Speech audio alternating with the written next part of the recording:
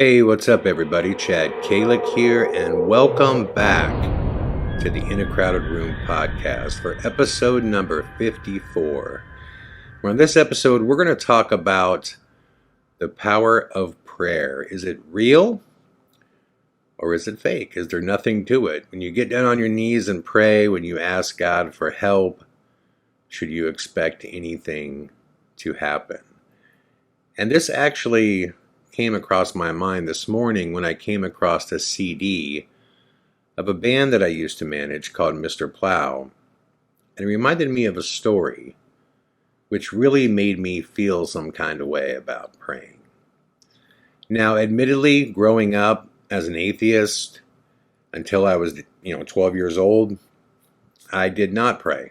It was not something that I did. It wasn't really a part of our world. If you've seen American Ghost Hunter, I admitted in there that even when my father was on his deathbed after being severely burned, even after they told us twice that he wasn't going to make it through the night, I did not pray because it never dawned on me as something to do because I found no value in it. Who was I praying to? To me, at that age, I looked at prayer like I would look at defeat. Like if there was nothing I can do, I would just throw my hands up and pray. That's how I viewed prayer, that's what you do when you're defeated. But something interesting happened in 2000. In the year 2000, I was managing this band, Mr. Plow, who was showcasing for all kinds of different record labels. And they lucked out. They were really fortunate, and they got the chance to play the ASCAP showcase. Now, ASCAP is a publishing company. So they basically collect royalties for artists from the radio, from album sales, and they keep track of those royalties, and they make sure that the artist doesn't get screwed over. ASCAP is also where you register songs. If you wrote a song and you want to claim it and copyright it, you would do it through ASCAP. Now, the other company that does that is BMI, and they're competitors, but there's only two of them, so to get invited to play their musical showcase for upcoming talent that's unsigned, it's a big, big deal. And the showcase took place in New York City. Now, I had only been to New York City once at that point in my life, and it was with my band 35-Inch Mutter. And to be honest, we drove into the city to this little club called Brownies. We played our showcase and we drove directly back out, so I had no time to actually experience the city or see the city. So I was excited at the opportunity to go to New York with Mr. Plow, play this showcase, and hopefully have a day or two to actually check out the city. And my major goal at that time, in a perfect world, would be to attend Saturday Night Live, because I grew up in my house. Saturday Night Live was the deal. It was like a ritual. I loved it. I didn't miss an episode. If I could handle it, if I could see it, I was there. If plans took me away from it, then so be it. But otherwise, that was a big deal. And I heard that we were playing the showcase on a Thursday, and we were supposed to return back home on Saturday.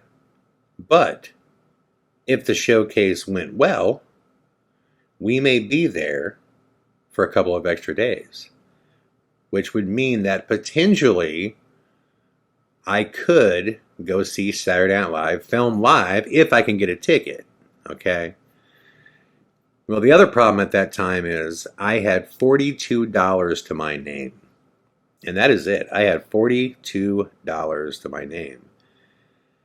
So I'm thinking, how do I survive in Manhattan? Because at that time, I believe it was the most expensive city in America. I think San Francisco is now. But regardless, it's just ridiculously expensive. Ridiculously expensive. So I'm thinking, before I ever say I'm going, I'm thinking, how can I survive in Manhattan for $42 when I'm supposed to be there for 4 days? Because we were going to get in on Wednesday and leave on Saturday. Unless the band did really well, which we'd be there an extra few days. So I didn't know what to do. I wanted to go so bad. I wanted the band to do well. I so desperately wanted to attend Saturday Night Live. I just can't tell you how much Saturday Night Live meant to me at that time. It was such a big deal. So I just said, I'm going. I don't know how I'm going to make it, but I'll figure it out. I asked the guys if I could sleep on their floor because they did get a hotel room from ASCAP. In which, of course, they said, yeah, absolutely, obviously. So I knew I had a roof over my head.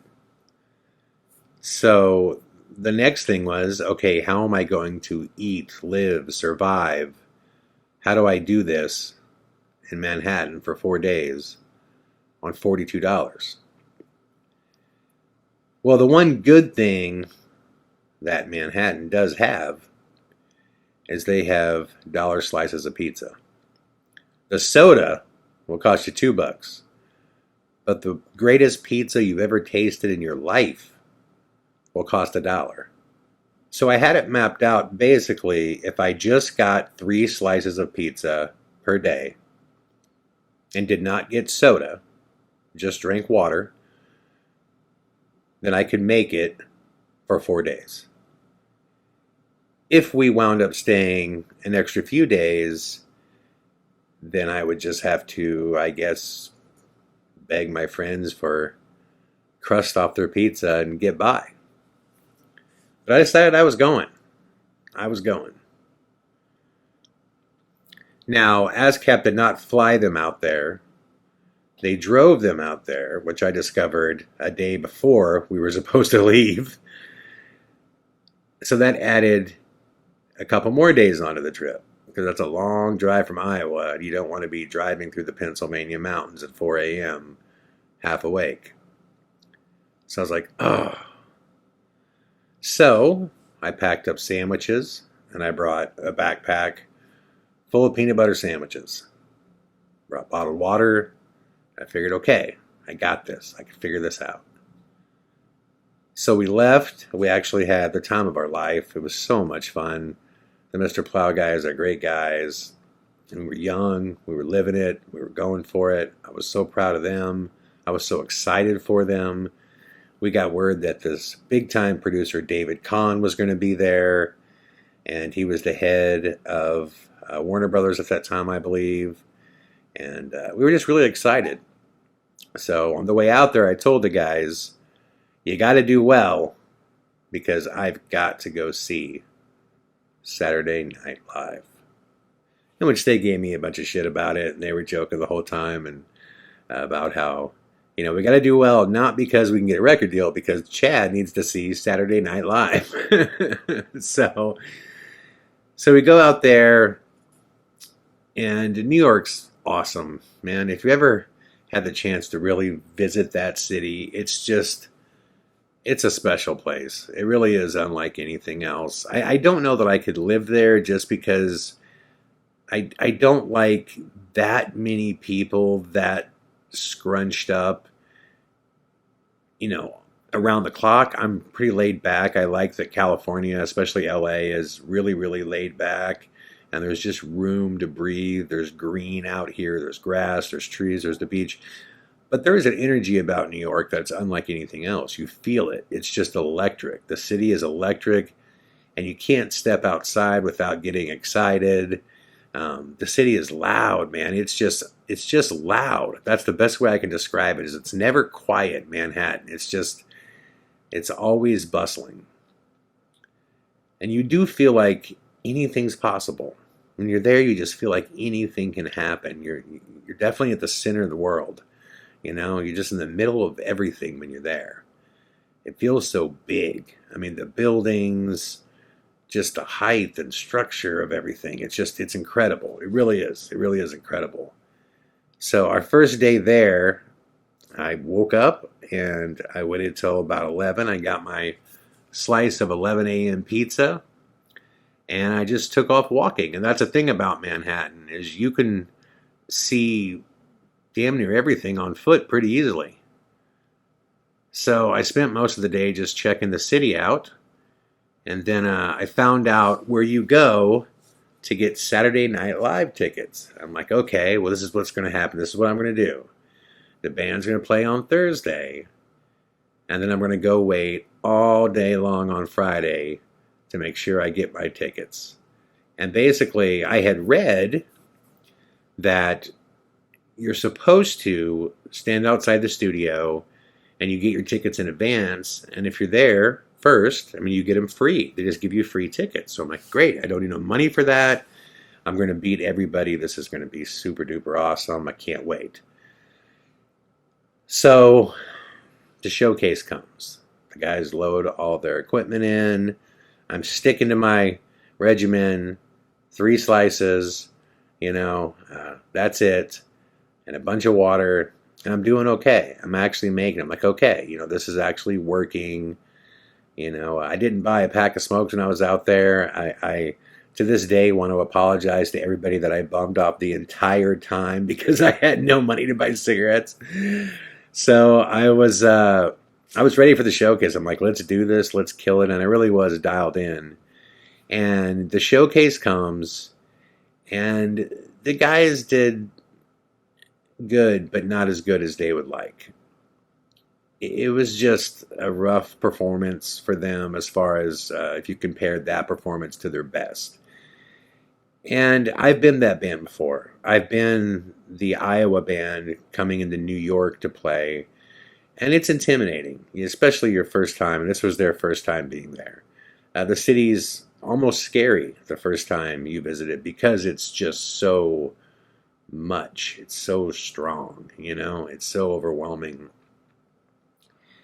And I think it got to him. I think the magnitude of everything got to him. And I think they took the stage thinking about results and not the show. I think they were thinking about the business aspect of it. And I tried to get their minds off of it. But it's just hard when you're a decision away from your dreams coming true. And I wish they would have done better. Now, they didn't do bad. I mean, they were great. And the average person, I think, would watch it and enjoy it. I just know them at their best.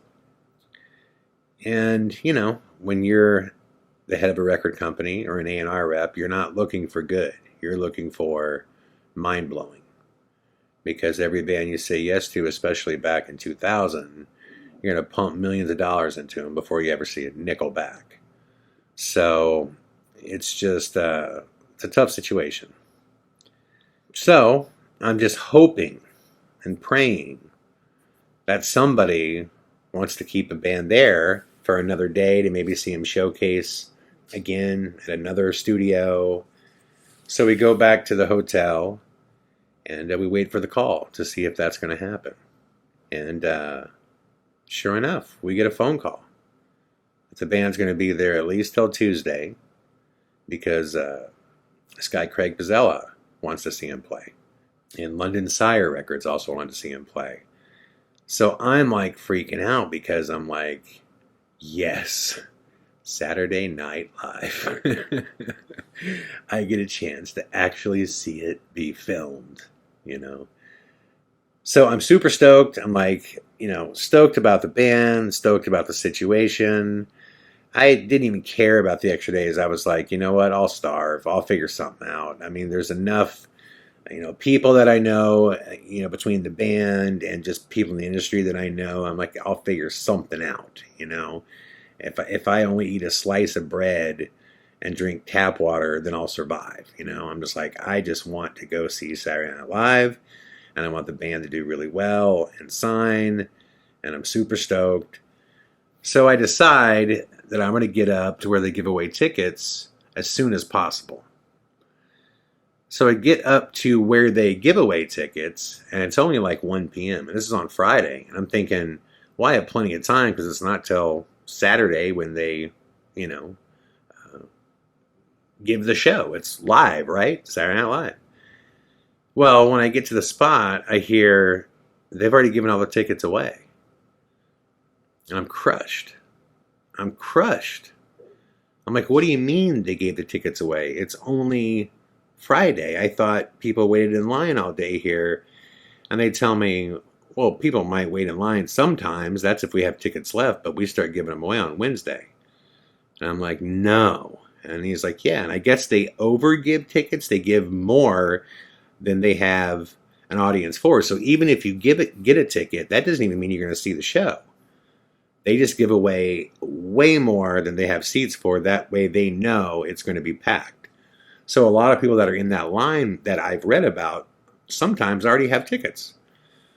So I just realized I was never going to be able to see Saturday Night Live. And I'm just bummed out. I'm just really bummed out. I know this sounds kind of kooky to be like, why would you be so bummed out about this? I was just so into it. And at that time, I didn't know if I'd ever be back to New York City again. This was just a chance. So I explained this to this guy that usually gives away the tickets for Saturday Night Live. And I give him my cell phone number. And I just say, hey, if anything comes up by any chance, I don't know, if anything comes up, can you call me? I mean, if you just run across tickets, I explain I'm from Iowa. I give him the whole story. I'm out here with the band. They're showcasing. And he's just looking at me like, are you fucking crazy? Like, I don't work for you. Like, what do you do? And I'm like, God, this is never going to happen. I just gave him my phone number and I just said, could you just please call me no matter where I'm at? I'll drop everything I'm doing. I'll come down here. I promise you. I will come get these tickets. So I leave there and I just realize it's just time to focus on, the band, So we are stoked because the band's going to get to play another showcase again on the following Monday. And, that's a huge thing. That's a huge thing. But what I realized right when I got back is that I was starving. And I did not get my 11 a.m. slice of pizza when I went down to try to get tickets. And I figured, well, you know what? I'm just going to wait till dinner now. Maybe I'll just buy 2 slices then, or maybe I'll just get 1 slice late. But I remember I put aside that money thinking, there's another time I'm going to be hungry and, I'll have those few bucks. So I waited till about 5 or 6 o'clock and we all got pizza together and decided we wanted to go walking around the city and go check out Battery Park and just do sightseeing and stuff like that before we went back to our hotel. So we go back to the hotel and we're all just hanging out. And the only, really kind of shitty thing about being there is to see stuff, there's plenty to do. To actually go anywhere, I mean, it takes a ton of cash. So after you kind of sightsee everything, there's not much to do in New York City if you're not going to be spending money. So we're just sitting around, And I think for the band, it's great. And I'm not trying to get them to go out anywhere. And I'm not trying to go party either. I just wanted to go do something. And, I'm trying to actually keep them in the hotel just to chill until, our showcase comes up. So we're all watching TV and we're just, just chilling. And there was a Yankees game on at the time. And we watched the Yankees play, which was pretty cool in New York City because you can open the window and just hear the whole neighborhood going crazy over the game, which was awesome. And I remember just sitting there going, man, that dude never called me. He never called me about any potential tickets for Saturday Night Live. And not that I expected him to. To be honest, I knew he wouldn't. But I just wanted to go so bad. And there was this romantic part of me that almost felt like it was going to happen for me because I said yes to the opportunity. I threw caution to the wind and just said, let's go. I only got $42. I don't care. I'm going to go. And I don't know why it happened, but it just dawned on me just to pray that I could somehow see Saturday Night Live.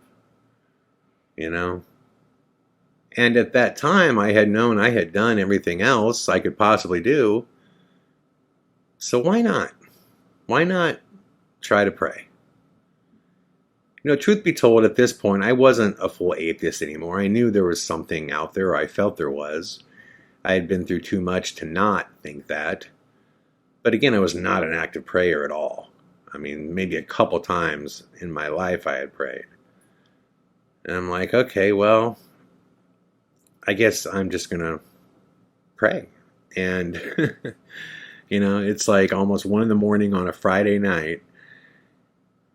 And I just say, God, whoever you are, I really wanted to do this really, really bad.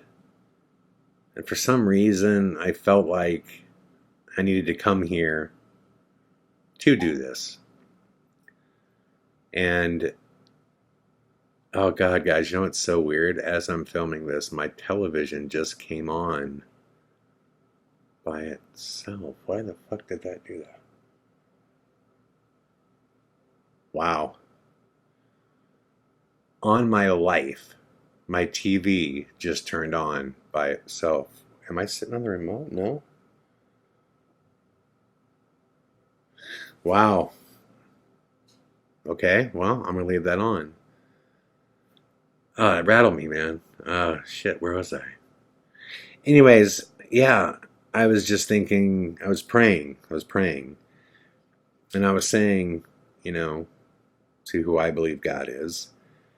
I felt like there was a reason for me going here, and I thought if I came here that you were going to allow me to have this, small piece of fun, this thing that would mean something, to me. It would be really big to me. And I just said, if you're listening and you want me to see Saturday Night Live, can you please help me? This guy hasn't called me. I don't know what else to do. If you can please help me, that'd be really cool. And that was it. So I got done praying, and I was actually hungry again. So I talked to the guys in the band and said, hey, you guys want to go grab a slice? And again, it's like 1 a.m. Great thing about New York, pizza, it's always available. So we all go, yeah.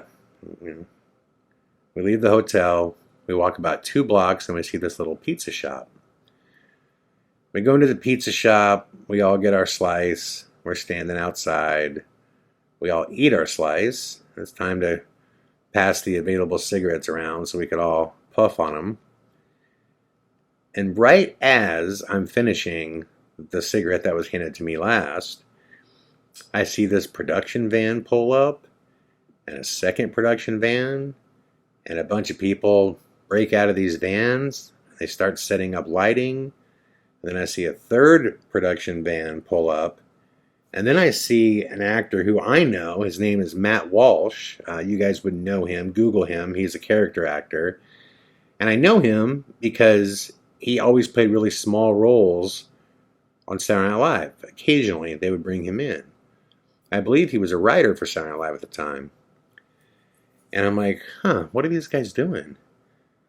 And then it dawns on me, like, wait a minute. Are these guys filming something for Saturday Night Live? I'm like, no way. No way. So I'm just like watching. I say to the guys, I think this might be Saturday Night Live. And they're like, no. And I'm like, I swear to God. Right as I say that, this girl walks up and she goes, hey guys, are you busy right now? And we're like, busy? No, we just got done eating. And she goes, you know what? I think you would be perfect for what we're doing right now.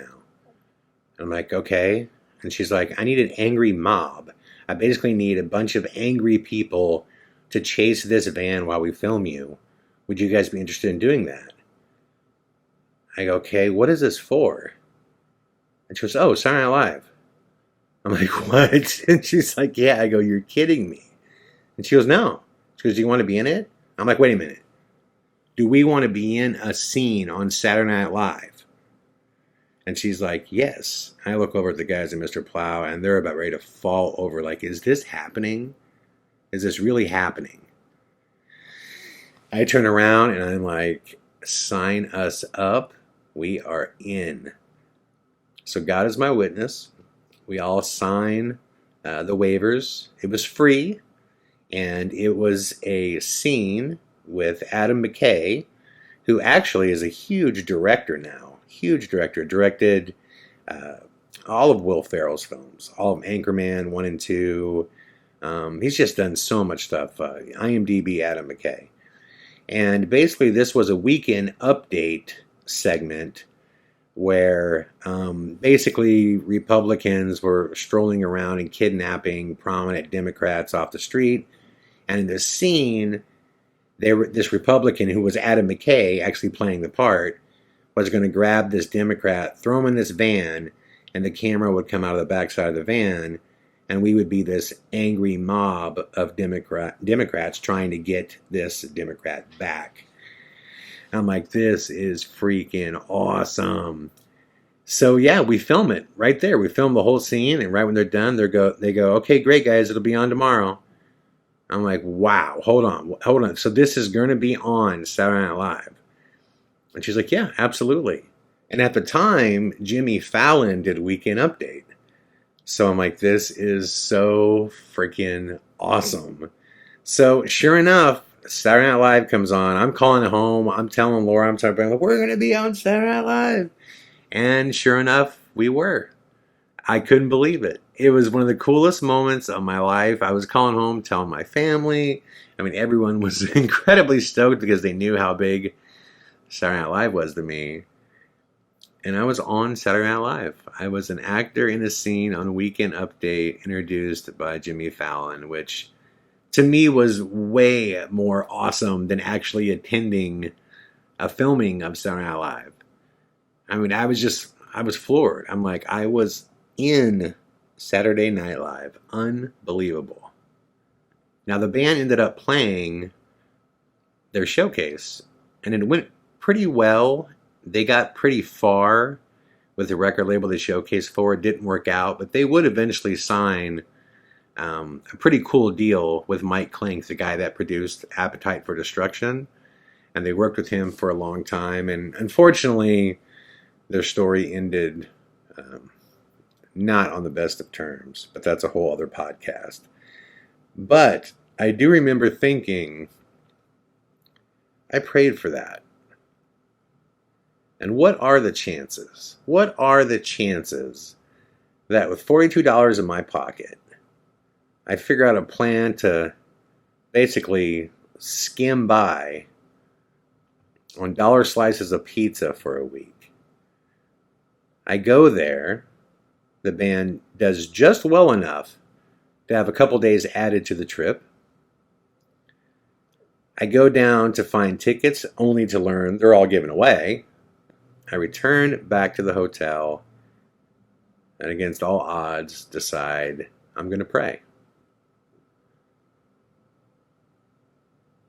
And something far more cool than I could have ever imagined happened. I was an actor in a skit on Saturday Night Live. Do you know how many people in the world would like to say that? It was incredible. But what was really incredible is I just kept thinking, was that a prayer answered? Was that a prayer answered? Now, one side of me says, well, it had to have been. I mean, it's far too many coincidences. What are the chances that I'm in New York City at that hotel at that time, decide that late to get a slice, right as they choose this place to show up and film? Like, the coincidences here are like beyond 1 in a billion, okay? But on the flip side, my brain says, why would God give a shit if you were on Saturday Night Live? Why would he care? He has bigger fish to fry than you being on Saturday Night Live. But the thing is, you never know what tomorrow's going to bring. That event had a profound effect on me. Because it felt like it was a prayer answered. It felt like there was a God, and He heard me. And He said, "You've been trying really hard, and you had faith that if you got here, you would get to go. And I've been waiting for you to ask me, and now that you have prayed, I'm going to give you something even more special." That's what it felt like. So maybe it was a prayer answered, and maybe it was partially from me, and maybe God knew that one day I would record this podcast, and I would tell this story. And maybe there's somebody out there in the world that's inspired by this story, that's inspired to pray. Maybe. Is that a crazy thought? Or is that how prayers work? In mysterious ways. Thank you all for listening to episode number 54 of the In a Crowded Room podcast. I'll be back tomorrow with more.